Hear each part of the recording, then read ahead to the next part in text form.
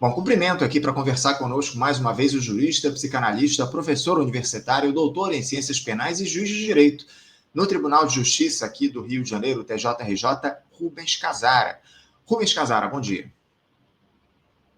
Seu áudio fechado. Opa, bom dia, é um prazer enorme estar falando com você.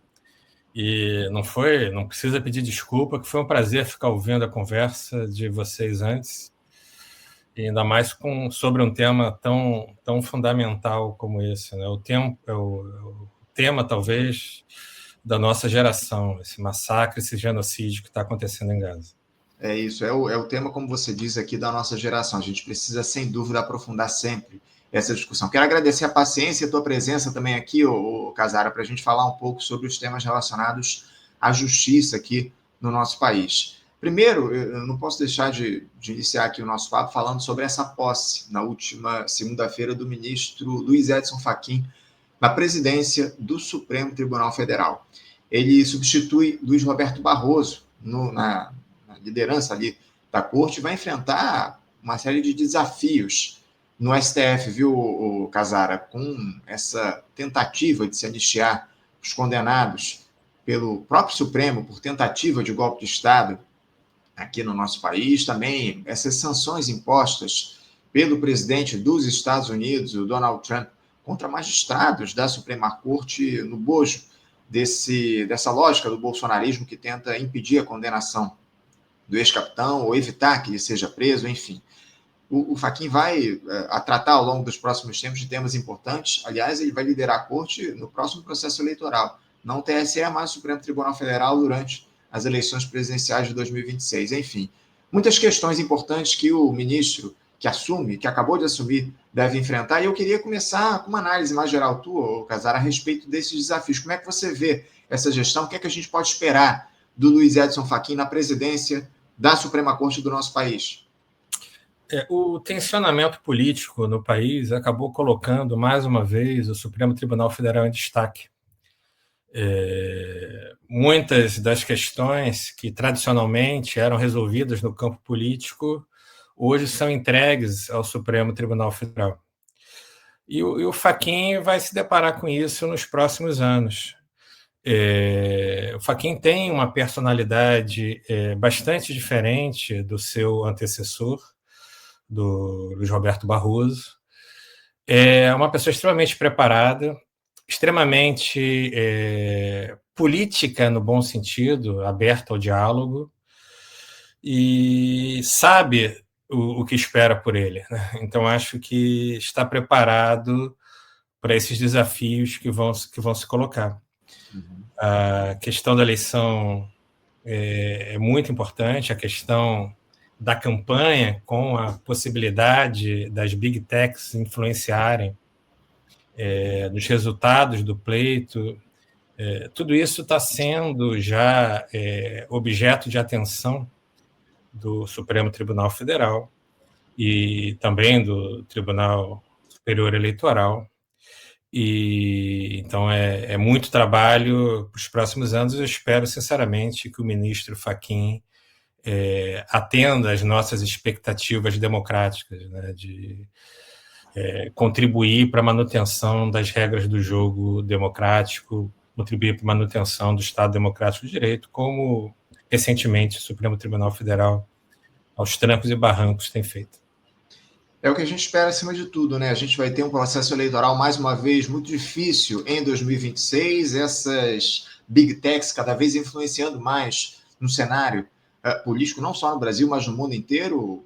Fala-se aí em regulação dessas big techs, o tema ainda não avançou no parlamento brasileiro, enfim, há uma disputa muito intensa em relação a isso, justamente por conta desse interesse que existe em torno da influência das plataformas nas eleições por todo o país. Casara, eu queria tratar aqui, avançar em relação a esse tema, talvez um dos principais que o Fachin deve enfrentar ao longo das próximas semanas e meses, relativo à anistia ao golpismo. Fala-se agora na possibilidade de redução das penas para todos eles, desde o Jair Bolsonaro, que liderou o golpe de Estado, foi condenado a 27 anos e 3 meses de prisão pelo próprio Supremo Tribunal Federal em sua primeira turma, até aqueles que atacaram as sedes dos três poderes no 8 de janeiro. Esse acordão que se constrói entre executivo, legislativo e o próprio judiciário pela revisão da dosimetria, o Casara, acordão que deve ser formalizado em breve, uma matéria aí para ser votado, um projeto a ser votado, uma PEC, projeto de emenda constitucional a ser votada lá no Congresso Nacional. O relator do texto, Paulinho da Força, está produzindo isso a partir desses diálogos que ele tem tido. O tema acabou ficando um pouco escanteado depois daquelas manifestações do último dia 21, que eu tratei ainda há pouco, inclusive, com o Daniel Kossinski, mas esse texto deve sair a partir desse acordão que está sendo construído entre os três poderes. Você acha que isso é uma boa saída, Casara, diante desse impasse que se estabeleceu depois da reação da extrema-direita a essas condenações? Olha, dava para a gente ficar aqui conversando horas e horas sobre esse tema. São várias questões que me vêm à cabeça.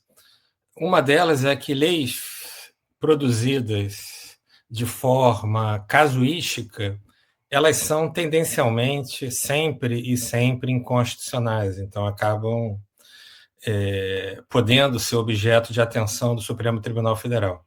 E dizer que uma lei é inconstitucional na sua formação não significa dizer que ela vai acabar sendo declarada inconstitucional pelo Supremo Tribunal Federal. Outras leis inconstitucionais acabaram passando imunes a esse controle de constitucionalidade.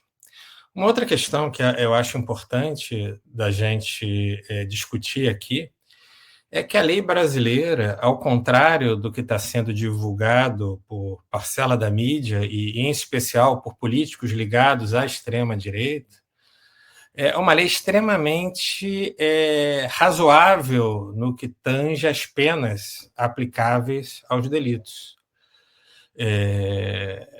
Que eu conheça, apenas Portugal tem uma punição parecida e a Itália tem uma punição menor. As demais grandes democracias, todas elas aplicam penas substancialmente maiores do que aquelas aplicadas no Brasil. O que eu estou dizendo? A pena prevista em abstrato para delitos contra o Estado Democrático de Direito, essa pena costuma ser altíssima, o que não é o caso do Brasil.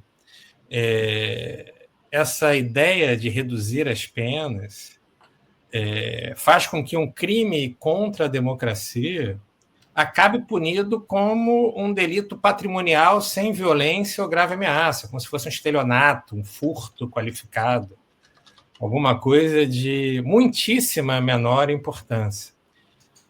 Se as pessoas apostam no direito penal para evitar a reiteração de condutas, naquilo que se chama prevenção geral, ou seja, a pessoa vê a pena e fica desestimulada a praticar delitos, o recado que essa redução de penas passa é de que tentar um golpe de Estado não é um mau negócio. Se você ganha, você não é punido. Se você perde, você tem uma pena equivalente a de quem passa um cheque sem fundo.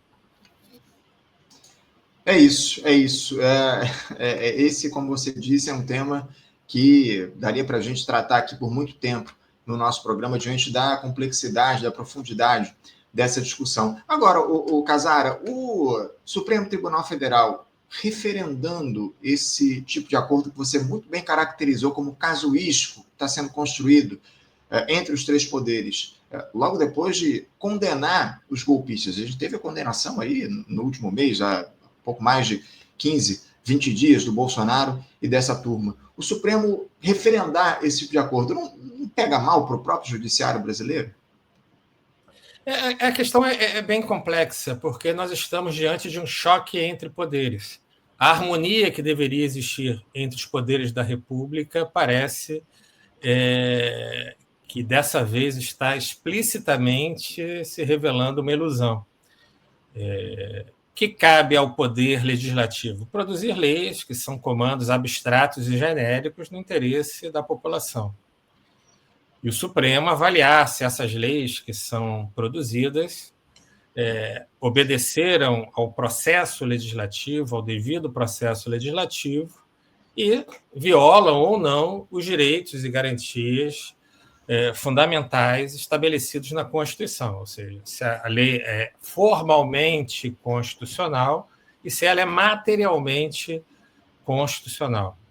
Provavelmente, se for aprovada essa medida, a partir desse acordo que está sendo desenvolvido entre as lideranças dos diversos partidos de direita, de centro e de esquerda, a matéria vai acabar sendo levada ao Supremo Tribunal Federal, que vai ter que se manifestar. E eu não tenho tanta certeza assim de que vai, para utilizar a tua expressão, homologar esse grande acordo. Eu acho que há uma possibilidade grande do Supremo, sendo chamado a se manifestar, ele não atua de ofício, ele precisa de provocação dos legitimados, ele vai concordar, homologar ou declarar a constitucionalidade de uma lei assim, tão explicitamente casuística, tão contrária à própria racionalidade do sistema. Uhum. Se nós temos um sistema que prega a república, prega a democracia, prega o respeito, nós não podemos ter decisões estatais que colocam em risco a república, a democracia, o respeito aos direitos fundamentais. Então, eu não tenho tanta certeza de que o Supremo homologaria esse acordo. Mas vamos imaginar que venha a homologar. É um risco, de fato, para a nossa continuidade democrática. Como eu havia dito, isso pode representar um estímulo para novas tentativas de golpe. Uma das características de todo movimento autoritário é justamente essa ilimitação, esse vale tudo, esse pode tudo. Eu posso porque eu sou forte, né? Eu vou lá, vou impor a minha vontade. E, às vezes, a função do Supremo Tribunal Federal é servir de dique de contenção, de obstáculo para essas manifestações de força. E não há manifestação de força mais odiosa numa democracia do que a tentativa de um golpe de Estado de viés autoritário como esse. Eu tenho pleno acordo com essa tua análise. A minha única dúvida, Casara, é em relação à possibilidade do Supremo referendar, porque esse acordão, pelas informações que chegam de Brasília, está sendo construído justamente com a anuência dos próprios magistrados do Supremo, esse acordo para reduzir as penas dos golpistas. Vamos aguardar aí para ver os próximos passos, o que é que vai ser discutido lá no Congresso Nacional em relação a isso, mas eu tenho pleno acordo de que isso é muito preocupante, ainda mais em relação a um crime gravíssimo como esse, tentativa de abolição do Estado Democrático de Direito que a gente teve no país a partir da gestão Bolsonaro. Enfim, isso, de uma forma ou de outra, acaba produzindo ou oferecendo coragem para essa turma tentar outros golpes. Enfim, é um negócio muito preocupante. Em outra oportunidade, nós já discutimos aqui no teu programa que algumas decisões judiciais elas não estão sendo tomadas nem por princípios, nem por regras, nem por valores democráticos, mas por cálculos de interesse. Uhum. Eu acredito que, sinceramente, alguns ministros, que os ministros, sinceramente, acreditem que um acordo agora pode representar uma espécie de repactuação republicana, uma espécie de acomodação dos conflitos, de pacificação. Mas me parece que se for esse o caso, é um equívoco gigantesco. Isso simboliza, isso seria um sinal de uma Suprema Corte acuada, o Casara, porque a gente tem visto cada vez mais o Supremo atuando em temas da política, e isso também é uma questão importante. Você acha que a gente tem hoje, acima de tudo, uma Suprema Corte, o Supremo Tribunal Federal acuado diante do desenrolar dos acontecimentos do país?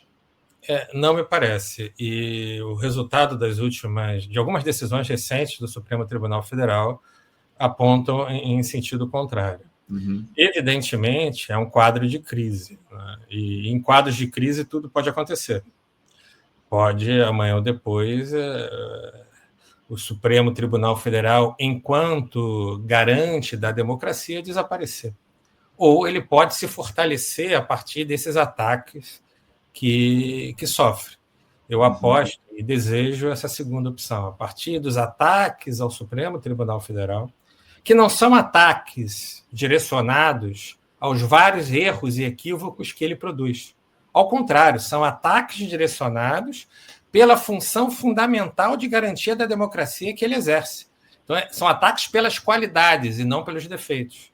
Você me conhece, eu sou crítico de várias decisões do Supremo Tribunal Federal, mas nesse momento a gente tem que parar para bater palma, porque ele está servindo como obstáculo às tentações autoritárias, como um freio a uma manifestação muito comum no Brasil, que é dessa tentação da tradição autoritária se fazer sempre presente na nossa história.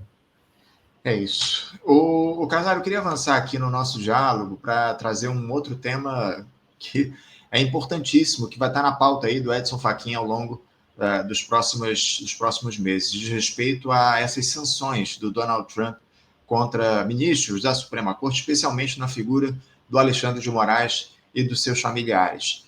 Parece que circula na Corte também, na Advocacia Geral da União, a minuta de um projeto de lei que proíbe que empresas e instituições financeiras cumpram no Brasil embargos determinados por países estrangeiros que violem a soberania nacional em resposta a essas ações do Donald Trump, mais precisamente em relação à lei Magnitsky, né, que foi estabelecida contra o Alexandre de Moraes.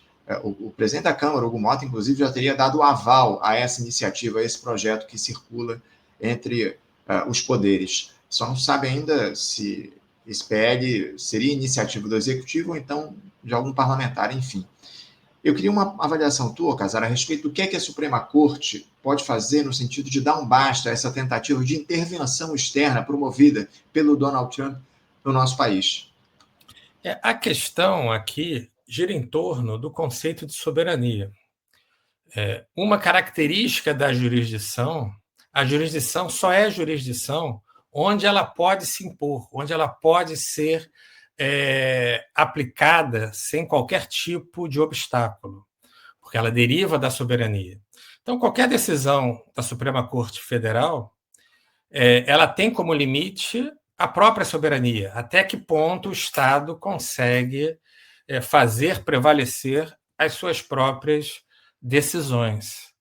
A ideia dessa lei me parece bem interessante, mas não sei se é suficiente. Por quê? Porque, da mesma maneira que o Estado brasileiro, a partir da soberania, pode dizer que nenhuma instituição, mesmo que seja uma instituição estrangeira, né, pode deixar de aplicar as leis brasileiras aqui, também, por exemplo, os Estados Unidos pode determinar que as instituições brasileiras que atuam nos Estados Unidos devem, sob pena de sanção, obedecer à lei dos Estados Unidos. A questão da aplicação dessa lei é muito complexa, porque é evidentemente uma aplicação equivocada da lei, né? Alguns dos idealizadores da lei Magnitsky já declararam que a lei não está sendo aplicada de maneira correta contra o ministro, contra a sua mulher, contra outras figuras da República brasileira. Uma outra opção que eu tenho ouvido muita gente falar é de judicializar essa questão nos Estados Unidos, o que também não garante uma vitória e também não garante que o governo Trump vá levar essa questão até a Suprema Corte norte-americana, onde hoje a maioria foi indicada por republicanos. Então, é uma questão muito complexa. Eu acho que a iniciativa da lei é importante, principalmente do ponto de vista simbólico. A gente está numa luta por posições dentro da geopolítica mundial, né? Então, uma lei dessa reforça a nossa posição aqui no Brasil em relação ao repúdio a essa lei que está sendo distorcida para forçar membros do Supremo Tribunal Federal a deixar de aplicar a lei. Agora, o Casaro, o Estado brasileiro, enfim, as instituições, elas não estão demorando demais para reagir a essa ação absurda do governo Donald Trump, que atenta contra a soberania do nosso país? Eu te confesso que acredito que há uma demora excessiva em relação a uma medida mais efetiva no que diz respeito a impor um limite a essa tentativa do Trump influenciar a nossa democracia. O que é que justifica toda essa demora? Enfim, primeiro, saber se você tem acordo com essa minha análise, que está demorando demais para uma ação contra essa iniciativa do Donald Trump, e o que é que pode ser feito em relação a isso? O tempo da notícia é diferente do tempo da política, que é diferente do tempo do Poder Judiciário. Isso é uma frase que virou meio que senso comum. Então, eu não saberia te dizer, até porque essas agressões são tão extraordinárias, são tão inéditas, que eu acho que isso repercute também no tempo da reação. A reação também tem que ser pensada para poder se fazer efetiva, para produzir efeitos no mundo, em especial reduzir ou acabar com sanções contra membros da nossa República, né, membros importantes da nossa República. E eu acho que a grande dificuldade ao se pensar respostas é justamente a capacidade de fazer prevalecer essas respostas. O que eu estou dizendo aqui? Eu estou dizendo que os Estados Unidos não é obrigado a cumprir qualquer decisão, seja do Congresso brasileiro, seja do Poder Judiciário brasileiro.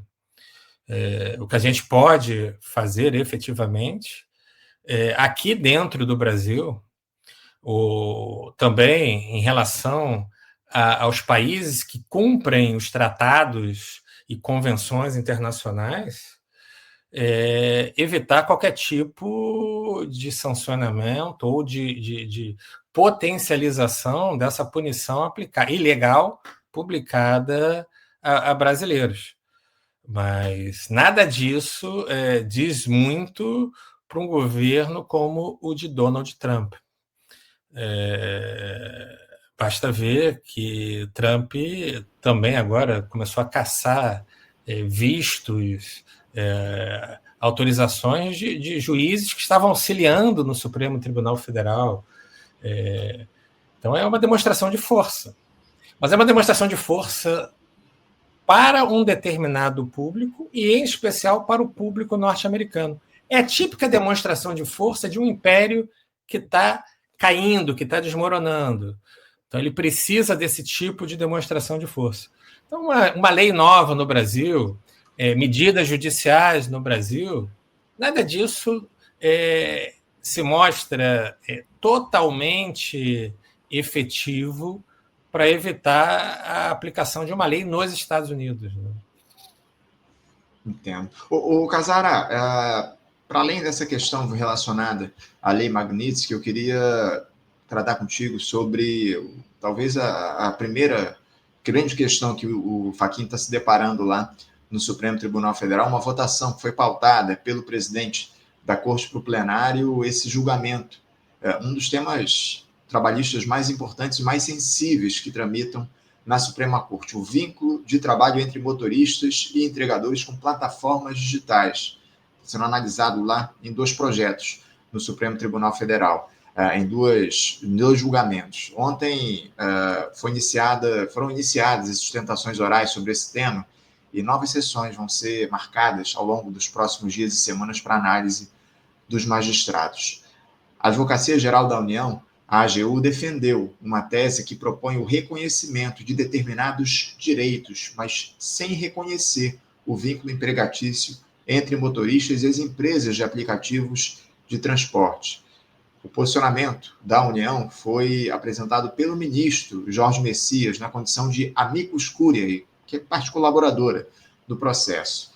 O Jorge Messias começou a sua sustentação oral dizendo que as relações de plataformas e motoristas, abre aspas, desafiam as relações do emprego, fecha aspas. Segundo o advogado-geral da União, embora essas relações não representem vínculo empregatício, os trabalhadores não podem ficar isentos de garantias de proteção jurídica e direitos sociais. Casara, o que a gente pode dizer sobre esse parecer da AGU a respeito de um tema tão sensível, não reconhecendo o vínculo empregatício entre os trabalhadores e as plataformas, mas defendendo direitos aos trabalhadores, aos profissionais, enfim, esse tema relacionado à uberização. Como é que você vê essa análise, principalmente o parecer da AGU? Em relação ao parecer da AGU, me parece uma tentativa estratégica de conseguir uma solução intermediária, uma solução de compromisso. Os direitos trabalhistas, e não é só no Brasil, mas em todo o mundo, estão sob ataques. Se você pegar, por exemplo, as pesquisas que são feitas sobre decisões relacionadas ao direito do trabalho no Supremo Tribunal Federal mesmo, você vai ver que a imensa maioria dessas decisões são contrárias ao trabalhador. Então, me parece que a AGU, nesse caso, está tentando minorar os efeitos de uma eventual decisão que venha a declarar que o trabalhador precarizado, uberizado, ele não tenha qualquer tipo de direito daqueles tradicionalmente conferidos ao trabalhador com vínculo, com carteira de trabalho. Essa aí é a grande, acho que é a grande maldade que a racionalidade neoliberal produz, né? Fazer o trabalhador não se reconhecer como trabalhador, pensar que é um empresário de si, e fazer com que o Estado trate ele não como o que ele é, que é um trabalhador, mas sim como uma empresa, como um ente sem carne e osso, que não precisa de direitos, que não precisa se alimentar, que não precisa ter um tratamento digno, como se fosse um mero objeto, né, uma empresa. Então, é um quadro grave que a gente está vivendo, intimamente ligado a esse processo de desconstrução dos direitos sociais, e que tem um destinatário muito evidente. Tem alguém que sai muito favorecido com isso, que é o detentor do poder econômico. Os super ricos adoram quando os tribunais deixam de reconhecer direitos, porque isso representa um aumento da margem de lucro dessas corporações, muitas vezes corporações transnacionais.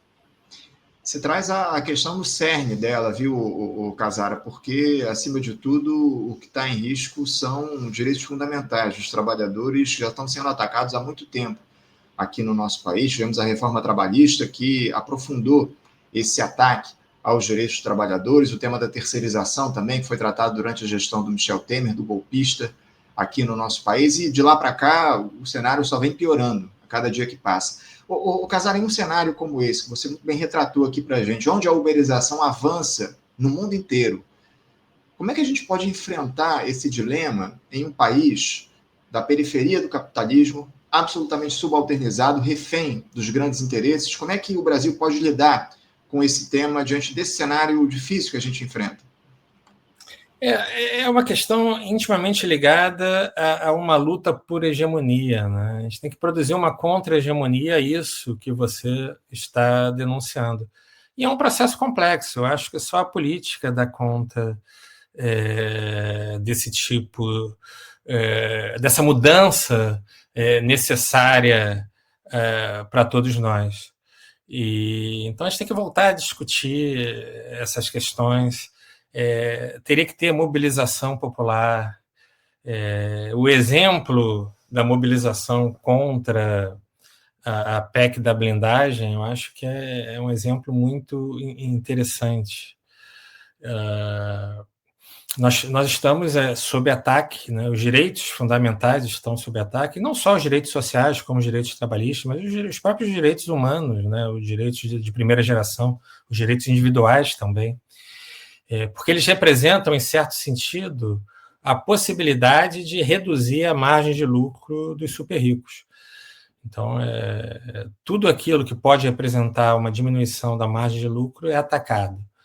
Então, a gente tem que fazer esse movimento contrário, né, de reafirmar a importância desses direitos, de dizer, por exemplo, que os direitos trabalhistas são inegociáveis, que o lucro não deve ser o objetivo final de qualquer ação estatal, seja do legislativo, seja do judiciário ou do executivo. Então é isso, é produzir contra-hegemonia, me parece que é a saída possível. Mas isso é um processo longo, e na atual quadra histórica, as pessoas desejam tudo que seja da ordem do imediato. E do ponto de vista do imediato, a gente não vai conseguir rigorosamente nada. A correlação de forças no Congresso, por exemplo, impede uma legislação de viés protetivo dos trabalhadores. O governo federal não tem força e está envolto em tantos ataques, em tantas crises, que também isso hoje não parece ser uma prioridade. Então, a gente tem que... Acho que é uma questão do povo, né? Do povo se manifestar.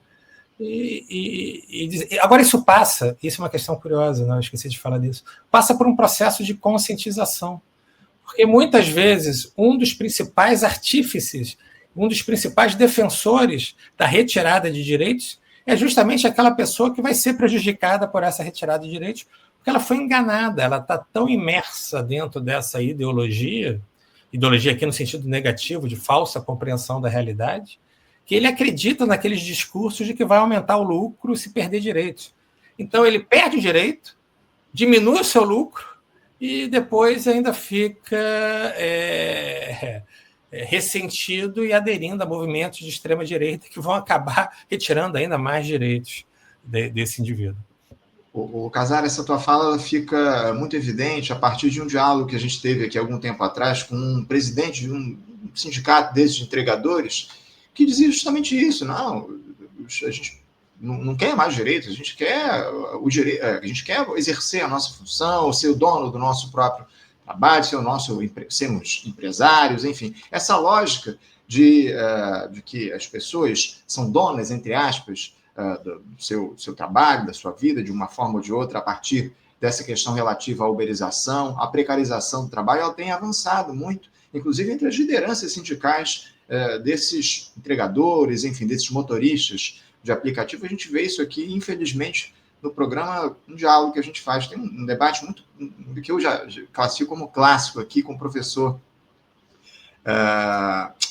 me fugiu o nome, uma das grandes figuras relativas ao direito do trabalho, aqui a sociologia do trabalho, conversou com a gente aqui no nosso programa, me fugiu o nome, debatendo justamente com esse rapaz que representa os trabalhadores por aplicativo. Ele justamente fez declarações aqui que deixaram esse rapaz...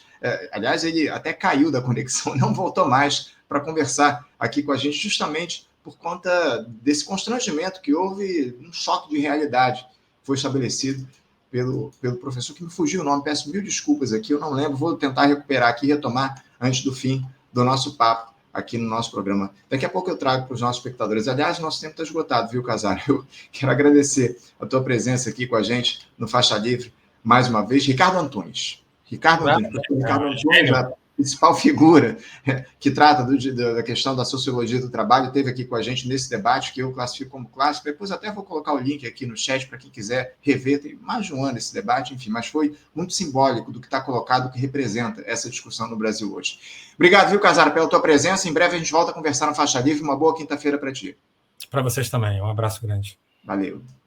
Conversamos aqui com Rubens Casara. Rubens Casara, que é professor, também jurista, ele é psicanalista, professor universitário e doutor em Ciências Penais e juiz de Direito no Tribunal de Justiça do Rio de Janeiro, o TJRJ,